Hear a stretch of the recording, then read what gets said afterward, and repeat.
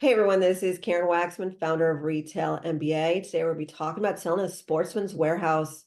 So if you have a great product that's perfect for a Sportsman's warehouse, this little training will give you some things to think about in regards to getting started today.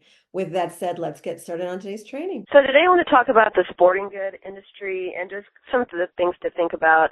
Basically what I think about when I'm trying to generate revenue, somebody brings me a sporting good product.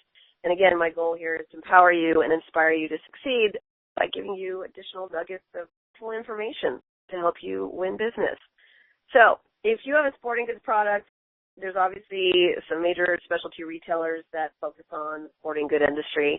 And so that's obviously a great first choice to go after specialty retailers, sports shells, all those different retailers that focus on the sports segment.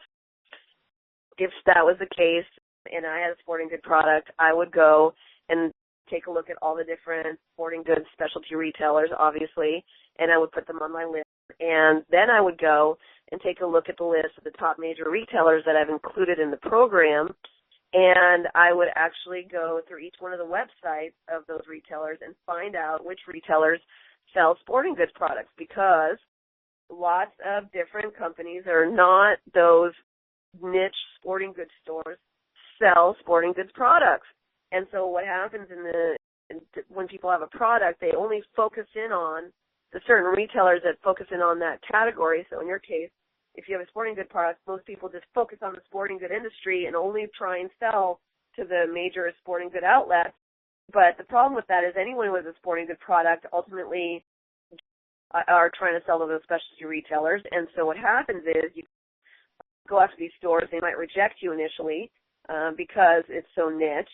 And so ultimately, people usually get disheartened and walk away from their product because they believe the retailers are not interested in them. And that's not true. What you want to do, what the sales professionals do, is you want to go after as many retailers as possible, not necessarily just specialty sporting good retailers. So again, like the Walmarts of the world, Targets of the world, they all sell sporting goods products. Some department stores, Sears, they sell sporting goods products. There's lots of retailers. Even Walgreens have some sporting goods stuff. So it could be the drugstore space. It could be all sorts of different retailers sell sporting goods products. So don't pigeonhole yourself into just selling to specialty retailers for sporting goods products.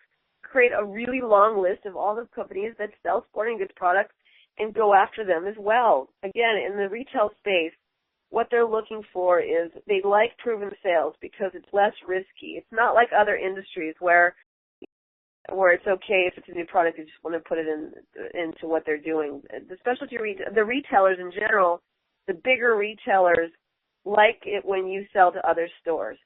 They actually really like that because they like to show proof of sales.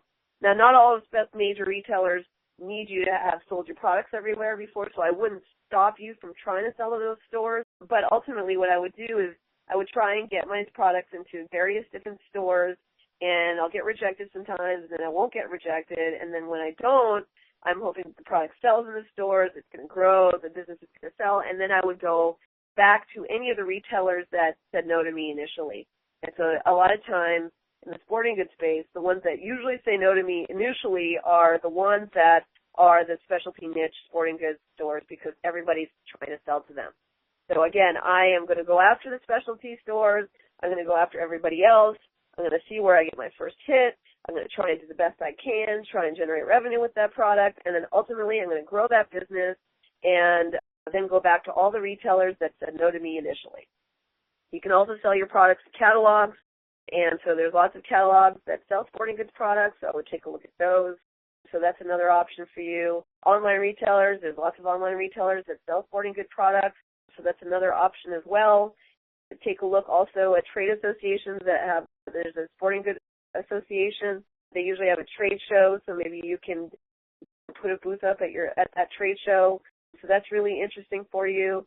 And so again, your goal is to try and grow your business and trying to sell to as many retailers as possible so that the big guys will ultimately buy from you. So I hope that makes sense. And so I will continue to think about other ways to support you in the sporting goods space, but the lucky thing about you guys is if you stop pigeonholing yourself and only go after the specialty retailers, that focus on sporting goods, you actually can see that there's tons of opportunity everywhere. And again, it's the drugstore space, it's the all sorts of different retailers, the major discounters, shopping retailers sell sporting goods products. You'd be surprised, department stores and so forth. So grow that list and try and sell to as many of them as possible, and you will ultimately succeed with your business. So I hope that helps.